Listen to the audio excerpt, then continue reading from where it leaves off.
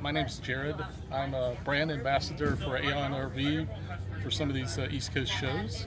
And today we have the AEONrv. This particular one is one I own. It's a 2023 model. I've had for 2.5 years. And it's built on a Ford Transit, and it's a very well insulated 4-season RV light overlander rig. It has a gear garage, plenty of storage. The water is also stored inside the heated garage. You don't have to worry about winterizing your water. You don't have to worry about removing antifreeze for your drinking water at the end of the winter season because it's just tucked up inside. So usually I just make sure I've got heat to the garage. I have 2 ways of heating the garage. Is it all composite or? Yeah, so basically it's like a SIP panel. So the whole side of the vehicle comes from one piece. Okay. Fiberglass, a dense foam, and then fiberglass. Okay. In the sidewalls, it's 2 inches thick, and in the ceiling and the floor, it's over 3 inches thick. Okay. So, and you get a sense of the thickness by looking at the radius where 2 pieces come together with this extrusion. So it just makes it very robust insulation overall. I think the R value is R15, which includes losses from the windows. Okay. And so you probably can see there on the back, it's a residential mini split. So instead of using a DC powered RV mini split, you wind up using a residential style, much more efficient and much faster. Plus it doubles as a heat pump. Okay. So I can use that for heat would we love as an electric source for heat. But also I have a backup gasoline source of heat as well. There's an S-bar heater that's plumbed to the gas tank. Oh, okay. I apologize, we had a little rain earlier, so I was rapidly tucking stuff underneath to keep it dry. As you can see here, this is the gray tank. It's a 24-gallon capacity, and it's actually heated. The radiator hoses from the engine pass through the gray tank to keep it warm to prevent it from freezing. Okay. There's also a heating pad as well. But those radiator hoses also wrap around the heat exchanger, and that's how you make your hot water. Just from driving a couple of hours, you make enough hot water for 3 days off grid. Okay. So I mentioned the gray tank. The toilet here is a separating toilet. So technically I have a black tank because my number 1 goes into the gray tank, but it's diluted with all the other water that I use inside, as well as Dawn dishwashing detergent. And that's really the only thing I use to treat the tank is dishwashing detergent, believe it or not. When it comes time to empty it out,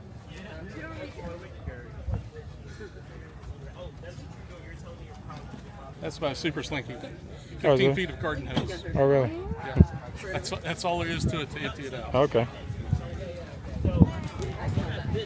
So, like I said, so that takes care of the liquid from that toilet. The solids just go into a normal 4-gallon trash bag you can find anywhere. It's not a proprietary bag. And it's dried out with a fan.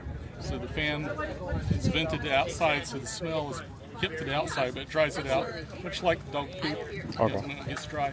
But the nice thing is, with a separating toilet, you're not using your water supply every time you go to the bathroom. You're not removing that from your rig. Okay. So it makes it more efficient that way as well. So the other neat thing about the vehicle is the transitional space into the vehicle is a mudroom. And this is sort of like a multi-purpose room. This panel can lift out, and I can set this outside, stand on it if I've been to the beach with sand on my feet, shoes, whatever, or hose off my swim trunks because the shower head is on the wand on the hose, so I can bring it outside. And then when I come inside, shut the door, of course, for privacy. But there's a shower curtain line, so I can bring a dry line across and hang all my wet gear on that line. It drips into the gray tank. Okay. Pretty good. Apologize. I was moving stuff around to avoid the rain. That's all right. What So are yeah, so we can come on this side. I did. I just added $200. She said, "This is the whole thing today feel."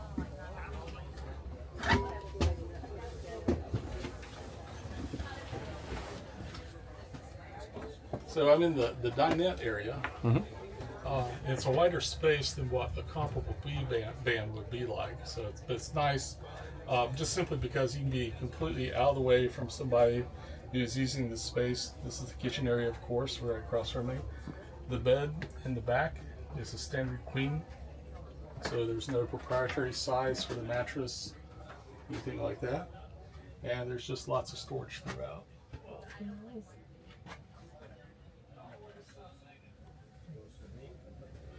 So, to access the bed, if you go up to the front for a second. So I mentioned there's ample storage. There's over under closets, his and her closets. But to access the bed space, here is sliding steps with more storage inside. Okay. And then, of course, you use the steps. You probably saw there's also a skylight hatch here as well, so you can open this up for ventilation. And then to the side here, in the kitchen area,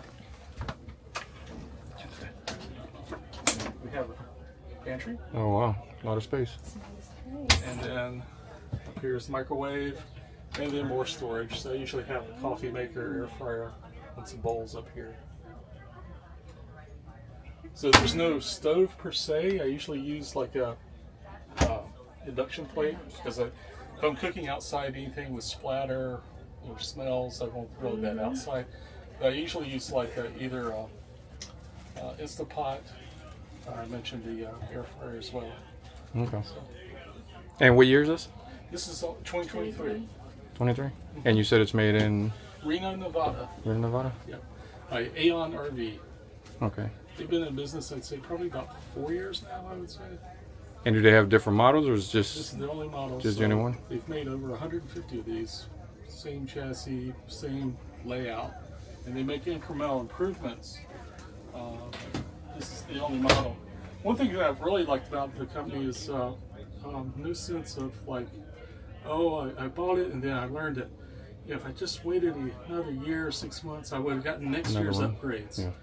Often AEONrv will fold in, if you just ask, they'll give you those upgrades. You may have to pay for component cost if it's something new or better, but they can actually rebuild things to incorporate those upgrades. So I've had my solar panels upgraded. I've had the entry to the mudroom widened. I've also had the refrigerator replaced with a better refrigerator. Okay. And what type of engine does the truck come with?